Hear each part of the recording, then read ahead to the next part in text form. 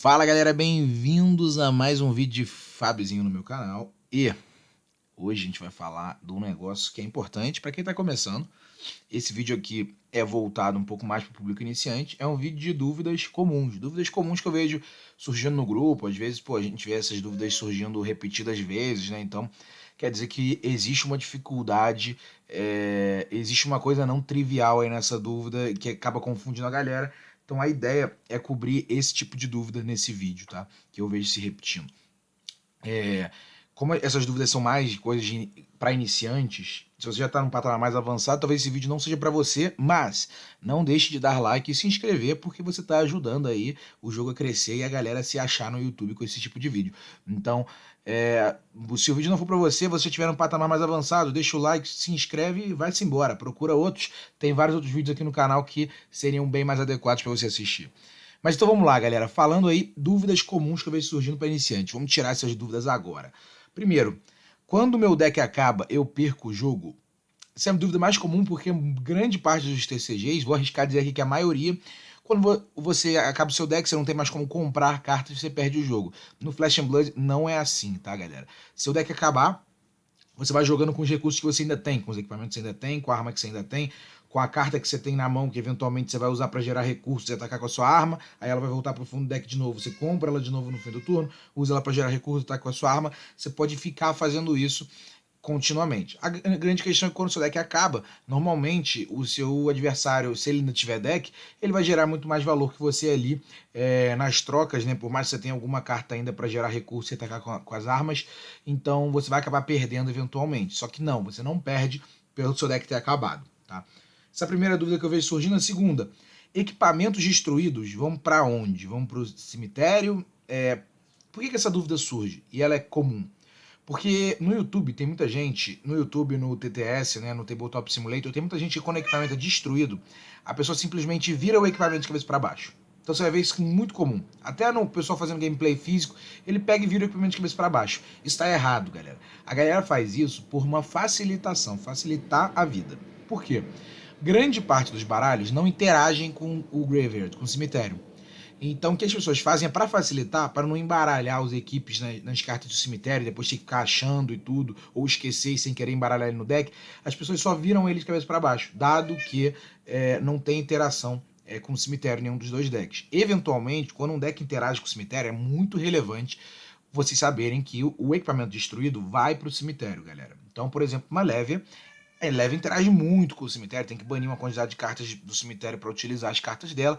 Então o equipamento que é destruído e vai para o cemitério faz muita diferença, tá, galera? Pode mudar um jogo de Levia, literalmente. Então é bom saber, mas não tem problema se você tiver no TTS, por exemplo, você sabe que nenhum dos dois decks tem interação com o cemitério, você só virar o seu equipamento para não ter que bagunçar o equipamento ali no meio do deck todo, depois ficar caçando, tá?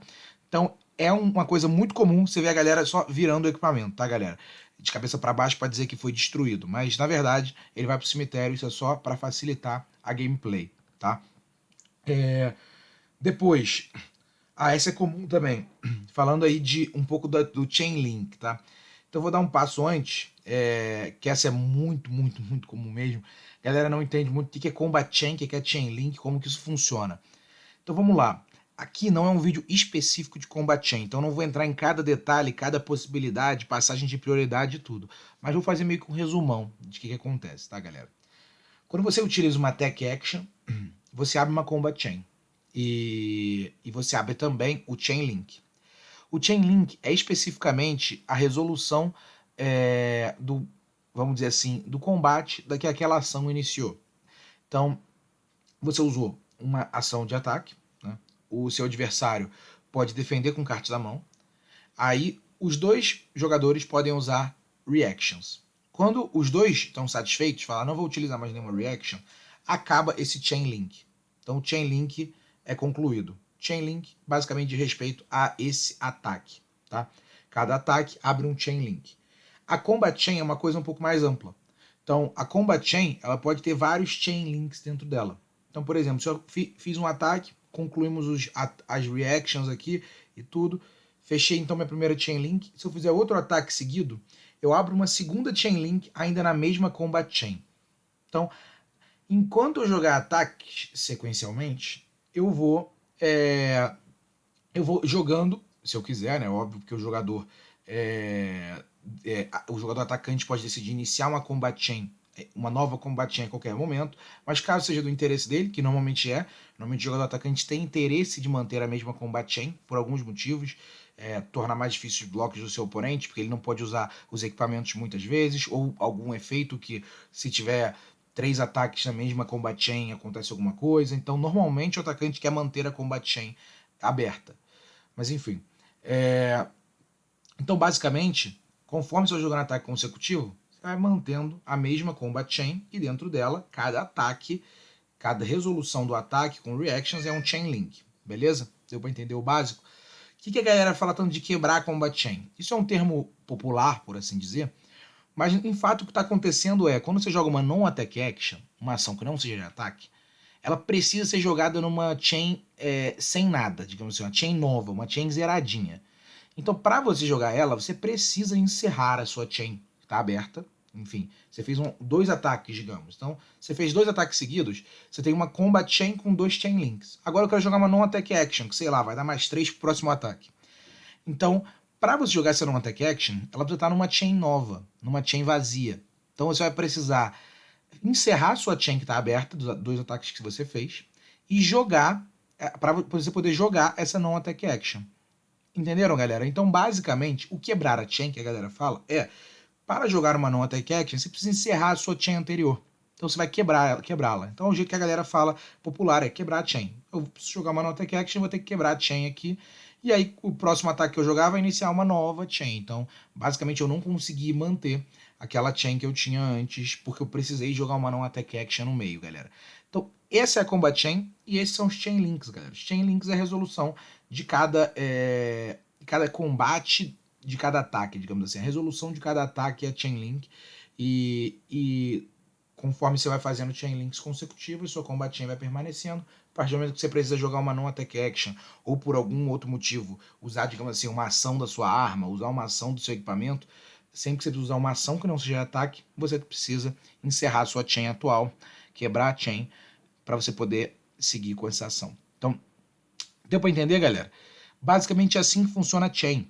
Então, se eu ver muitos efeitos que dizem respeito com a chain, eu sei que esse vídeo não foi detalhadíssimo de como funciona a chain, é só para fazer um resuminho, tá, galera? É um vídeo rápido de dúvidas e tal.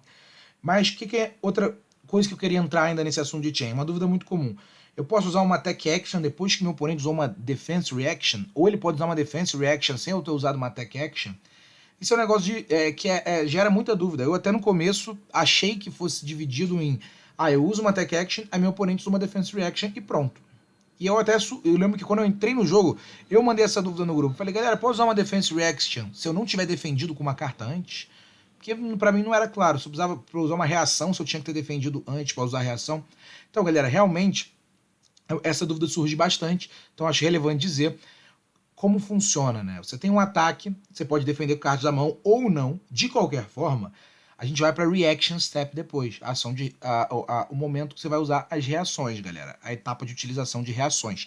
Então, primeiro ponto que eu respondendo já a primeira dúvida é, independe se você defendeu com uma carta da mão ou não. Você pode usar uma defense reaction apesar de não ter defendido, tá?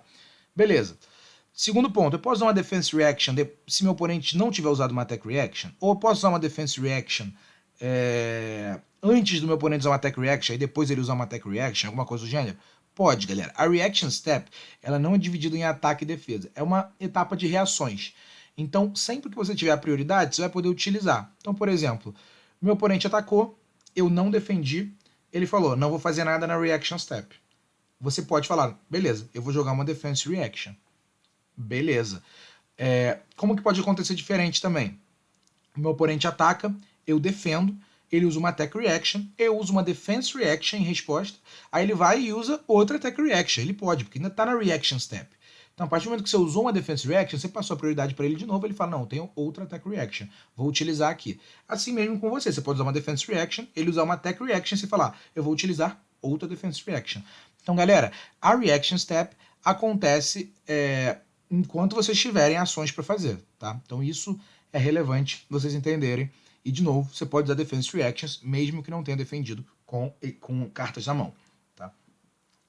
Vamos lá, mais uma, comum. Eu posso pitchar cartas, utilizar cartas para gerar recurso, para não fazer nada? Não, galera, você não pode. Você não pode fazer, tipo assim, análogo ao Magic aqui, colocar uma mana na pool para não fazer nada. Você não pode fazer isso. Você precisa anunciar o que você está fazendo e aí pagar por isso. Então você não pode pitchar uma carta para nada. Falar, vou pitchar aqui para gerar 3 recursos que eu quero usar no futuro. Ou digamos, eu não quero essa carta na minha mão, tá sobrando uma carta na minha mão, eu quero pitchar aqui só para botar ela no fundo e comprar mais. Não, você não pode fazer isso. Você não pode pitchar para nada. O que você pode fazer, que vai ser comum você ver alguns players fazendo, é fazer overpitching. Ou o que a galera chama de pitchar ineficiente, coisas. Você vai ver algumas linguagens dessa forma. O que é isso? É basicamente, digamos que eu quero usar uma carta que custa 3 recursos. E eu tenho uma azul na mão que gera 3 recursos. Mas eu quero me livrar de uma vermelha minha. Então, se eu quiser, eu posso pitchar de forma ineficiente. Pitchar uma vermelha para gerar um recurso. Aí é como se o Flesh and Blood checasse e falasse, olha, você tá precisando pagar 3, você pagou 1, você precisa pagar mais 2. Aí eu falo, não, tá bom, vou pagar mais 2 com essa aqui. E eu pago com uma azul depois. Então eu pitchei ineficiente. Por quê? Eu pitchei uma vermelha e uma azul para pagar uma carta que precisa de 3 recursos para ser jogada. Ah, isso significa que eu pitchei a vermelha à toa para nada. Não é bem assim. Você realmente pitchou ela de forma ineficiente. Você não está utilizando, poderia não utilizá-la, mas é diferente de você não pitchar para nada, que é você jogar sem ter o que pagar. Ali é como se você estivesse completando o custo. O recurso daquela vermelha foi utilizada e você utilizou 2 recursos de uma azul. A maior parte das vezes a galera vai fazer isso com um intuito semelhante a pitchar para nada, que é pitchar para você colocar lá no fundo e comprar uma carta a mais, digamos assim, do que você tivesse ficado com aquela ali na mão. Tá? Então isso é comum vocês verem. Agora, vão ter vezes que o cara vai fazer isso porque tem algum efeito que é relevante que seja feito. Por exemplo, ele precisa que para você pague o recurso daquela ação, o Odin, por exemplo, sei lá, você pague o recurso daquela ação usando uma carta de Ice ou uma carta de Earth. Se você utilizar uma de Ice, você ganha efeito X. Se você utilizar uma de Earth, você ganha efeito Y. Só que, pô, você tem, digamos assim, essa ação custa 3, você tem uma de Ice que custa 3 e uma de Earth que gera uma de Earth que gera 3 e uma de Ice que gera 2 recursos. Você pode pitchar só a de Earth que gera 3 recursos para pagar esse que custa 3, mas você quer que tenha um efeito de Ice e Earth. Então você pitcha primeiro a de Ice, os 3 recursos vão ser usados para aquela habilidade, falta um, você pitcha de Earth. Então, dá para você imaginar que ao longo dos games você vai ter vários efeitos que podem ser semelhantes, que podem fazer com que pitchar ineficiente se torne mais interessante, tá, galera? Mas, majoritariamente, na maior parte das vezes, vocês vão ver a galera fazendo isso basicamente para se livrar de cartas da mão, entendeu? Então o cara ia sobrar com uma carta na mão, ele pitcha de forma ineficiente para bater com a arma dele que custa 3, para colocar aquela carta que ele não queria no fundo, tá? Então, galera, espero que tenha ficado claro, porque isso confunde mesmo, porque vocês vão ver a galera pitchando errado ou ineficiente, entre aspas aqui, no início vão falar, pô, mas o cara pitchou uma vermelha à toa, ele não pode pitchar à toa. Não, ele não pitchou à toa. Ele só pitchou na ordem ineficiente para se livrar de uma carta, entendeu? Caso ele pitchasse primeiro a azul, para gerar 3 recursos e pagar a ação ou o ataque dele de 3 recursos, ele não poderia pitchar a vermelha depois para nada, porque o ataque já foi pago. Ele não tem nada ali para pagar com aquela vermelha, então ele não pode. Beleza? Espero que tenha ficado claro, porque isso é uma dúvida comum também. Outra dúvida que surge para quem veio de outros card games. Eu posso utilizar uma instant na end step? Galera, é comum, porque se você veio do Magic, principalmente, você vai ver muita gente falando, na end phase aí eu vou utilizar essa habilidade aqui instantânea, ou, enfim, destruir a minha Fat Land para pegar uma carta, uma land do baralho e tal. Vocês vão ver muita gente fazendo coisa na end step aí. O que acontece no Flesh and Blood é que não há passagem de prioridade e ações e instants na end step. Na end step você só resolve habilidades que são triggeradas na end step, né, alguma coisa do gênero, e compra carta, faz arsenal, coloca as cartas que você usou para gerar recurso no fundo, alguma coisa no gênero. Basicamente, você não passa prioridade na end step. Então você não pode utilizar instants na end step. Vocês vão ver a galera fazendo algo similar, mas o que a galera faz? Isso aí é uma dúvida que surge bem quando você assiste jogo de Prisma. Você vê o cara passando e a Prisma no fim do turno do cara fazendo uma aura, que é uma instance. Mas então, galera, na verdade a Prisma não tá fazendo uma aura no fim do turno do cara. Ela tá fazendo uma aura quando o cara anuncia que está passando da fase de ação dele para end step dele, para a fase final. Aí o cara fala, não. É como se ele falasse, não. Antes de você ir para end step, eu tenho uma ação, uma instant aqui no final da sua fase de ação. Tá, galera? Então isso é importante, porque se o cara simplesmente falar, tô indo para end step, você falar ok, bom, ele foi para end step, ele terminou o turno dele, você não faz mais nada. Tá? Então isso é relevante, você tem que falar, não, no final da sua fase de ação eu vou fazer um efeito. E por que isso é muito importante? Porque se o cara tiver um action point ainda, no final da fase de ação dele, digamos que ele não usou um action point, e você usa uma instantânea que ganha vida, que bota uma aura em campo, alguma coisa, o cara fala, tá bom, já que você fez isso, eu vou usar o meu ponto de ação para te atacar, para atacar sua aura, alguma coisa do gênero. Então, muito comum em jogo de prisma, vocês vão ver, é o cara simplesmente no primeiro turno, o jogador atacante, digamos que a prisma é a segunda, o jogador atacante é o primeiro. Ele compra e fala, vou pro fim do turno, vou fazer um arsenal, sem utilizar o action point dele. Por quê?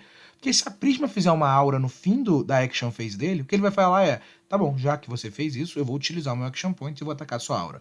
Entendeu, galera? Então é muito importante entender essa sinergia, porque dependendo do deck, tá? Hoje são poucos que tornam esse fator muito relevante, mas com o passar do game, com certeza a gente vai ter mais situações que tornam isso relevante. É importante você saber que o seu adversário vai usar instants na sua fase na sua fase de ação, galera, não na sua end phase, tá? A menos que alguma carta diga o contrário, a menos que alguma habilidade gere um trigger que possa ser respondido, alguma coisa do gênero, mas a gente não tá aqui para exceção, tá, galera? De novo, é um vídeo para iniciante. A ideia é, na sua fase inicial, na sua fase final, você basicamente só resolve efeitos, tá? Você não ganha prioridade, ao menos que uma habilidade triggerada diga o contrário, tá? Que aí você receba prioridade para responder alguma coisa. Mas basicamente é isso. Vamos para a próxima pergunta aqui que eu anotei, vamos lá. Comum pra caramba de quem veio do Magic, uma dúvida que eu tinha também. Eu posso fazer anotações de cartas reveladas? Meu oponente revelou a mão, alguma coisa do gênero? Então, galera, no Flash and Blood não, tá? No Magic é muito comum, o cara revela a mão, você anota tudo que tem na mão dele. O cara revela uma carta do topo, você anota o que ele revelou, alguma coisa do gênero. No Flash and Blood você não pode fazer esse tipo de anotação, tá? Até porque se você for parar pra pensar, seria bizarro você anotar tudo que o cara pitchar. Primeiro que você saberia tudo que ele compraria em ordem no segundo ciclo do jogo, né? E segundo, que seria um jogo muito mais lento, né? Imagina assim, você pitchou isso aqui, calma aí que eu vou anotar. Você pitchou isso aqui, calma aí que eu vou anotar. Sempre que o cara gerar recurso, você anotar alguma coisa. Então no Flash and Blood você não pode, tá, galera? Então vai da memória de cada um, de você prestar atenção do que o seu adversário está utilizando para gerar recurso, alguma coisa do gênero, mas você não pode fazer esse tipo de anotação em game, tá? Então é importante saber disso, porque quem vem do Magic tem muito costume de anotar tudo que acontece, né? Vamos lá. Falando de Defense Reactions, deveria ter falado enquanto eu estava falando delas, mas é uma coisa que surge também. Eu preciso pagar o custo para utilizar Defense Reactions? E quando que elas fazem o efeito delas? Então, galera, essa é uma dúvida muito comum, mais do que vocês devem esperar que seja, tá? Eu tive essa dúvida também, que normalmente, quando você usa uma carta para bloquear, você basicamente tem o valor de defesa dela, você utiliza ela da sua mão, tipo, descarta ela, vai, entre aspas, para bloquear. Defense Reactions não são assim, galera. Defense Reactions, elas têm um valor de defesa que, vamos lá, em muitos casos é maior do que as cartas normais têm, só que você tem que pagar pelo custo dela para defender. Muitas custam 0, beleza. Mas algumas custam 1, 2, 3, enfim, para você utilizar para defender. Quando você usa uma Defense Reaction, você precisa pagar pelo custo dela. Tá, galera? Então você está usando uma reação de defesa, ela tem um custo e um efeito associado. A Defense Reaction ela resolve o efeito quando você usa ela para defender. Então, por exemplo, você tem um Fate for Sin, que é uma carta que tem escrito só Opt 1, que olha do topo, você pode decidir se coloca no topo ou no fundo. É uma Defense Reaction. Ela faz esse efeito quando você defende com ela. Então, digamos, o cara fez um ataque, eu defendo com esse Fate for Sin, custa 0, então não preciso pagar. Deixa eu colocar aqui no vídeo para vocês.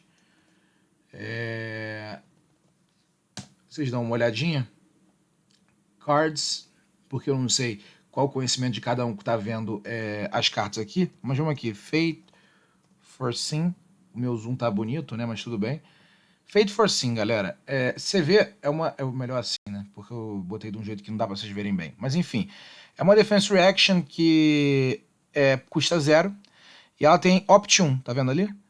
E defende por 4. Galera, é uma Defense Reaction, então eu preciso pagar o custo dela pra defender. Nesse caso é 0, mas se fosse 1 eu teria que pagar um recurso, mesmo que no turno do adversário. Você vai ter que gerar recurso no turno do seu adversário pra pagar ela pra defender. Só que ela faz o efeito quando ela defende. Então quando ela defender, quando você defender com ela, você vai usar esse efeito dela. É assim que ela funciona, a Defense Reaction, galera. Então espero que tenha ficado claro, porque é um negócio que a galera confunde, não sabe se... eu tenho como usar uma Defense Reaction no meu turno para utilizar o efeito dela, ou eu posso bloquear com ela só descartando sem pagar o custo dela? Não. Então você não pode usar o efeito dela resolve quando você defende, e você precisa pagar o custo dela sim. Outra comum, onde vejo a raridade das cartas, galera. Então vamos lá. Aqui embaixo na carta vai ter um símbolozinho. Essa aqui não foi o melhor exemplo que eu peguei, mas vai ser bem aqui nesse cantinho esquerdo, perto do ataque dela. Vai ter um símbolozinho e um símbolozinho assim, tá, galera? Então aqui já tem uma tabelinha que mostra pra vocês. Aqui é a raridade. Então T é o token, C é comum, rara é a R, Majestic é a M, Legendary é a L e Fabled é esse losangozinho, tá, galera? Então se você olhar, as vazias, né, o fundo vazio, são as de Unlimited, e as de primeira edição são as que tem esse fundinho preenchido. Além disso, que não está aqui nessa tabela, eu não achei uma tabelinha completa, existe um tipo com S, que é a Super Rare. Ela não está aqui nessa tabela porque essa tabela já é atualizada para os tipos atuais, tá? A Super Rare saiu nas 2 primeiras edições e depois eles acabaram com as Super Rares e simplesmente as Super Rares viraram Majestics. Então hoje as coleções vêm com mais Majestics e sem as Super Rares. É um Szinho roxo, tá? Então acho até que tem um esquema aqui em cima que mostra o S roxo. Aqui até mostra o S, tá vendo? As Super Rares vinham com esse Szinho, tá? Então basicamente, se você olhar, tá aqui embaixo na esquerda, tá vendo? Tem um símbolozinho, nesse caso é M, que mostra a raridade da carta. Então assim que você vê a raridade das cartas de Flesh and Blood, tá, galera? Deixa eu ver se sobrou alguma pergunta aqui. Eu acho que não. Deixa eu ver se eu pulei alguma pergunta. Galera, eu acho que não. Eu espero que eu tenha respondido boa parte das dúvidas de vocês, tá? Eu espero realmente que tenha ajudado profundamente vocês aí a avançarem nesse patamar de... tô começando pra, porra, resolveu muita dúvida, agora o jogo tá fluindo melhor. E eu espero poder ajudar vocês com vídeos como esse no futuro, com próximas novas dúvidas que eu veja surgindo, tá, galera? Eu espero que vocês tenham curtido o vídeo. De novo, não esqueçam de se inscrever e deixar o like. E, galera, tem muito conteúdo aqui, tanto para iniciante quanto alguns conteúdos mais avançados, falando já de tier list, porque que eu acho que cada hero tá em cada posição. Então, não deixe de acompanhar o canal. Tô tentando postar vídeo pelo menos um por semana, mas a maior parte das semanas está vindo mais de um. Então é isso, galera. Um grande abraço e até a próxima. Valeu!